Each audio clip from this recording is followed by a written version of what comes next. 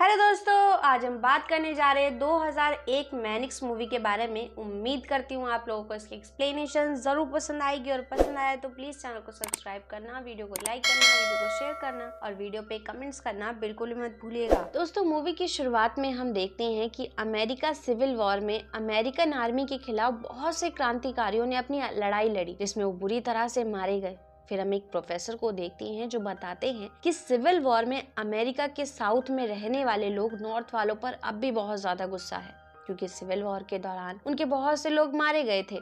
हालांकि क्लास में बैठे हुए बच्चे इस चीज को बिल्कुल भी सीरियस नहीं लेते हैं और क्योंकि एग्जाम के बाद उनकी छुट्टियां पड़ गई थी, इसलिए नेल्सन अपने दोस्तों के साथ फ्लोरिडा जाने का फैसला करता है, जो कि अमेरिका के साउथ में पड़ता है। और क्योंकि आगे जाने का रास्ता बंद होता है, इसलिए वो लोग दूसरे रास्ते से आगे बढ़ते हैं। तो वो एक छोटे से टाउन में पहुंच जाते हैं जो उन्हें पूरी तरह से सुनसान दिखाई दे रहा था। लेकिन जैसे ही वो टाउन के अंदर पहुंचते हैं, वहाँ पर बहुत सारे लोग उनका स्वागत करने लगते हैं। फिर वहाँ पर टाउन का मेयर आता है जो बताता है कि इस जगह का नाम प्लीजेंट वैली है और वो लोग गट्स एंड ग्लोरी नाम के एक फेस्टिवल की सालगिरह मना रहे हैं। तभी वहाँ पर 3 और दोस्त आ जाते हैं जिन्हें बताया जाता है कि त्योहार होने की वजह से वो सभी उनके लिए गेस्ट हैं और उन्हें सारी चीजें फ्री प्रोवाइड की जाएंगी। तभी वहाँ पर बाइक में कपल भी पहुंच जाता है। इसके बाद टाउन में आए हुए सभी नए लोगों को एक होटल में ठहराया जाता है। इस दौरान वहाँ के एक वर्कर की बातों से हमें पता चलता है कि वो सब ग्रेनी नाम की एक लेडी की बातों को सुनते हैं और उसी के हिसाब से सारी चीजों को मेंटेन करते हैं। इस दौरान टाउन की लड़कियां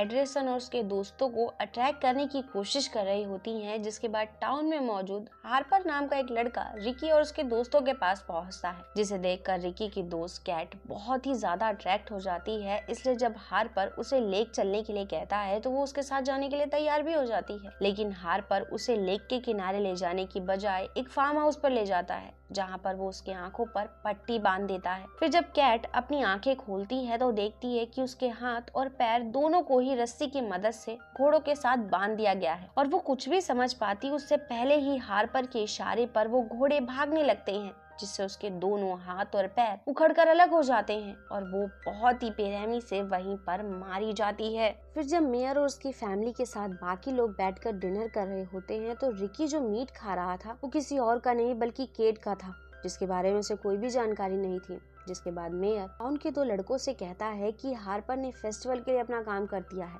अब तुम दोनों को अपना काम करना है। दूसरी तरफ हम नेल्सन को देखते हैं जिसके पास टाउन की एक लेडी पहुंचती है और उसे अपनी तरफ अट्रैक्ट करने की कोशिश करती है। तो वो जब उसके क्लोज जाता है तो वो लेडी उसके मुंह के अंदर एक पाइप डालकर पाइप की हेल्प से उसकी बॉडी में एसिड डाल देती है और फिर उसके सारे बॉडी पार्ट्स बाहर निकलने की वजह से वो वहीं पर मारा जाता है। फिर जब अगले दिन सभी लोग वहाँ से जाने की कोशिश करते हैं तो मेयर उन्हें इस चीज के लिए साफ मना कर देता है और कहता है कि हमारे गेस्ट तब तक यहाँ से नहीं जा सकते जब तक हमारा फेस्टिवल खत्म नहीं हो जाता। साथ ही वो ये भी कहता है कि फेस्टिवल खत्म होने के बाद उन सभी को बहुत ही अच्छा गिफ्ट दिया जाएगा। ये सुनकर एड्रेसन बाकी लोगों के साथ वहाँ पर रुकने के लिए तैयार हो जाता है। तभी रिकी हार्पर से कैट के बारे में पूछता है तो वो कहता है कि मुझे उसके बारे में कोई भी जानकारी नहीं है, क्योंकि नेल्सन उसे अपने साथ ले गया। हालांकि मैंने उसे समझाने की कोशिश भी की, लेकिन वो दोनों मेरी बात नहीं मानी। तभी वहाँ पर ग्रैनी पहुँचती और कहती है कि अब लड़के लड़कों के साथ रहेंगे और लड़कियाँ लड़कियों के साथ रहेंगी।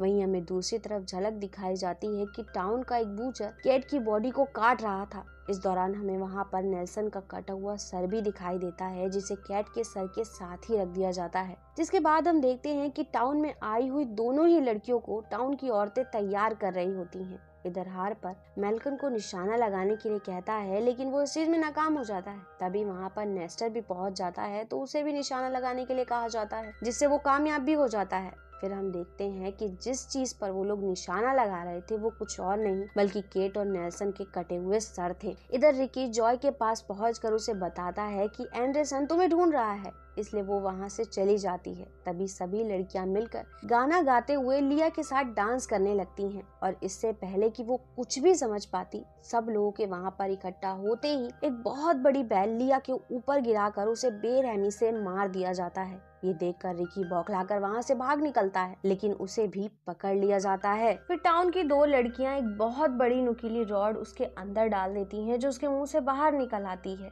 और वो वहीं पर बेरहमी से मारा जाता है, जिस चीज को वहाँ मौजूद टाउन के सभी लोग बहुत ज्यादा एंजॉय कर रहे थे और कहीं ना कहीं बाकी बचे हुए लोगों को टाउन के लोगों पर शक हो गया था। इसलिए वो एक दूसरे का ख्याल रखने के लिए कहते हैं और एंडरसन मैल्कम से लिया को वापस लाने के लिए कहता है, साथ ही जॉय को होटल के रूम से सारा सामान इकट्ठे करने के लिए भी कहता है, इससे वो लोग वहाँ से निकल सके। लेकिन तभी वहाँ पर मेयर ग्रैनी और टाउन के कुछ लोगों के साथ पहुँच जाता है, क्योंकि उसे पता चल गया था कि बाकी बचे हुए लोग टाउन छोड़कर जाने वाले हैं। इसलिए वो उन्हें धमकी देता है कि तुम्हारे इस तरह से जाने से हमारा फेस्टिवल खराब हो जाएगा, जो कि तुम्हारे लिए बिल्कुल भी अच्छा नहीं होगा। ये सुनकर वो सभी चुपचाप वहाँ पर रुकने के लिए अपने अपने रूम की तरफ निकल पड़ते हैं। लेकिन उनकी बातों से हमें पता चलता है कि वो चकमा देकर वहाँ से निकलने का प्लान बना रहे हैं। जिसके बाद हम एंडरसन को देखते हैं, जिसे बूचर शॉप में रिकी की झलक दिखाई देती है, जिसे चेक करने के लिए वो अंदर पहुंचता है। हालांकि वहां पर उसे रिकी तो नहीं मिलता, लेकिन वहां मौजूद बूचर उसे बताते हैं कि तुम्हें शायद कोई गलतफहमी हुई है, रिकी यहाँ पर नहीं आया है। वहीं दूसरी तरफ मैल्कम भी लिया को ढूंढ रहा होता है, तभी उसे लिया की झलक दिखाई देती है। इस दौरान जॉय जिस रूम में होती है, वहाँ उसे बॉक्स में रखे हुए बहुत सारे इंसानों के बॉडी पार्ट्स दिखाई देते हैं, जिनमें अलग अलग त्योहार का टाइम लिखा हुआ था। ये देखकर पता चलता है कि उनको अलग अलग वक्त पर इकट्ठा किया गया है। उसी दौरान वहाँ पर मौजूद एक आदमी जॉय पर अटैक कर देता है। फिर हमें मैल्कम को दिखाया जाता है, जो लिया को फॉलो करते हुए उसके पास पहुंचता है, तो उसे पता चलता है कि वो लिया नहीं बल्कि कोई और है। और इससे पहले कि वो कुछ भी समझ पाता, टाउन के लोग उसे पकड़ लेते हैं और उस पर अटैक करके उसे बेहोश कर देते हैं। वहीं नेस्टर के पास टाउन की एक लड़की पहुंचती है, जो उसे अटैक करके बुरी तरह से घायल कर देती है। इधर मेयर और बाकी लोग मैल्कम को रुई कूटने वाले पत्थरों के बीच में रखकर उसे बुरी तरह से कुचल देते हैं। फिर हम एंडरसन को देखते हैं, जो बाइक लेकर निकलने की कोशिश करता है, तो टाउन का एक लड़का उसके पास पहुंचकर उसे कहता है कि बाइक की चाबी मेरे पास है और मैं इस गाड़ी को चलाऊंगा। हालांकि एंडरसन उसे समझाने की कोशिश करता है, लेकिन उससे पहले ही वो लड़का बाइक की चाबी टाउन की लड़कियों को दे देता है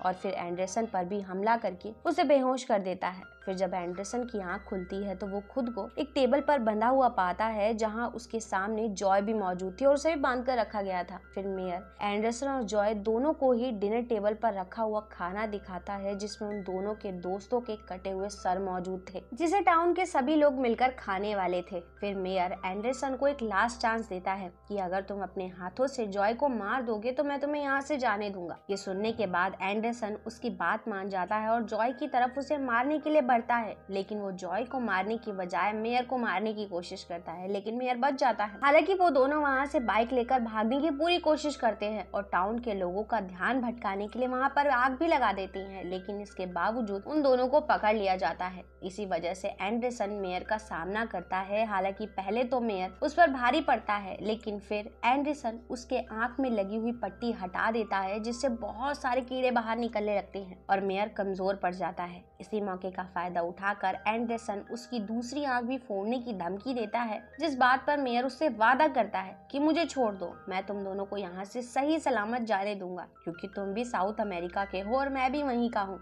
ये सुनने के बाद एंडरसन उसे छोड़ देता है और बाइक लेकर जॉय के साथ वहां से शहर के एक पुलिस स्टेशन में पहुंचता है और पुलिस ऑफिसर को प्लीजेंट वैली के बारे में बताता है। तो ऑफिसर उन दोनों को लेकर उस जगह पर पहुंच जाता है, जहां पर वो देखते हैं कि उस जगह पर सिर्फ एक कब्रिस्तान बना हुआ था। फिर वो ऑफिसर बताता है कि यहाँ पर टाउन आज से 150 साल पहले था। तुम लोगों को किसी तरह की कोई गलतफहमी हुई है या फिर तुम लोगों ने नशे किए हुए हैं। और क्योंकि ऑफिसर उन्हें नॉर्थ का समझ रहा था, इसलिए वो कहता है कि तुम नॉर्थ के लोगों को वैसे भी हमारा मजाक उड़ाने में बहुत मजा आता है, लेकिन कम से कम तुम्हें मेयर की तो रिस्पेक्ट करनी चाहिए थी। ये कहकर वो ऑफिसर वहाँ से चला जाता है। जिसके बाद एंडरसन मेयर की कब्र पर लिखी हुई चीजों को पढ़ता है, तो उसे पता चलता है कि वहाँ पर 2001 लोगों की मौत हुई और उनकी आत्मा तब तक शांत नहीं बैठेगी जब तक वो खुद भी 2001 लोगों को मारकर अपना बदला पूरा नहीं कर लेते। यही वजह है कि वो हर साल त्योहार पर जिंदा होकर लोगों को मारकर उनका मीट खाते हैं। ये सब पढ़ने के बाद वो दोनों बाइक लेकर वहाँ से जा रहे होते हैं। तभी अचानक से रास्ते में लगे हुए वायर के ट्रैप से उन दोनों का ही सर कटकर धड़ से अलग हो जाता है, जिसे टाउन का एक लड़का जब उठाकर वहाँ से ले जा रहा होता है तो अचानक से ही गायब हो जाता है,